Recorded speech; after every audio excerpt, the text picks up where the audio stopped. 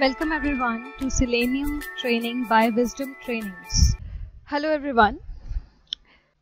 Today in this video we will be discussing about the Selenium WebDriver and which other tools are available along with the Selenium WebDriver.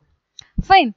So there are another tools like we have a tool Selenium IDE.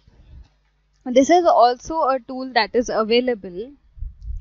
This is also available in market, but this Selenium IDE that you can see over here, it's not that reliable to work with because of its less functionality.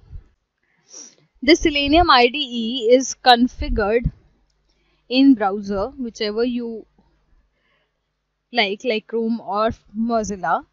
Secondly, it is a record and run tool. That means you can record the script, you can write the script and you can run it. But by this tool, there is no reports that is going to be generated. It's a record and run tool. You can run it, you can run the same script 5 times. Around 3 times it will work fine and you won't face any difficulty. But 1 or 2 times you will face an issue and there could be something wrong that happens while running the script that you have written. Along with there is no reports generated. So on industry level where the test cases count is a large count, like test cases of around 5,000 count cannot be tested on this tool because there is no reports that are being generated. So that is why the Selenium IDE is not in use, it's not used much, but it is a tool existing. The same way, I have another tool that we are going to work with, that is Selenium WebDriver. Now the Selenium WebDriver is a very useful tool. Why? First of all, it is supported by a number of languages. That means if you want to work with Selenium WebDriver, you should be able to know one of the language, like you should be aware of Python, Java, C#, JavaScript, Ruby. Any of the language you should be aware about. Even if you are not aware about, in the course the basics are taught, right? Then after, it supports multiple browsers. You can test your written script on any browser that you wish. And it's very good when we have to generate the reports. The Selenium WebDriver has the functionality to do so as well. So reports are generated in this tool. So on industry level, this tool, Selenium WebDriver tool, is preferred and is being working currently as well. Current version for the Selenium WebDriver is right now, that has just came this year, is Selenium 4. But the Selenium 4 is right now not that stable. So that is why we will be working with the stable version. In our case with Python, it's 3.141 version being used. That is in our courses 3.141.0.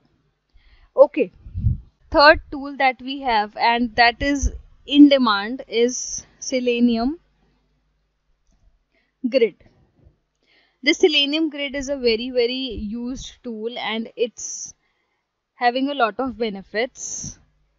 First of all, let's just understand the architecture of Grid and then I'll tell you what uses it has. So in this structure of Grid, what happens is that I have a machine which we make as a main machine and we call it hub machine. Fine. Along with this, I have another machines also lying and we connect these machines with the main machine, and these machines are called nodes. We'll connect the node machines with the hub. So what is going to happen in this structure is, I'll show you, just wait. These are my nodes. Fine. So at time when I have to run the test cases parallelly, At that time, the grid comes up in use. Why? Because we send the code at this hub machine. This hub machine performs the action by distributing the test case on the node machines. Now there is no number over the node machines. You can have any number of node machines. You can have any number of node machines. That's totally up to the availability you have. And this is useful in parallel running. Plus it saves, time is saved. And I'm able to test my test cases on different platforms. Fine, because it's a possibility that my first machine is a Windows machine.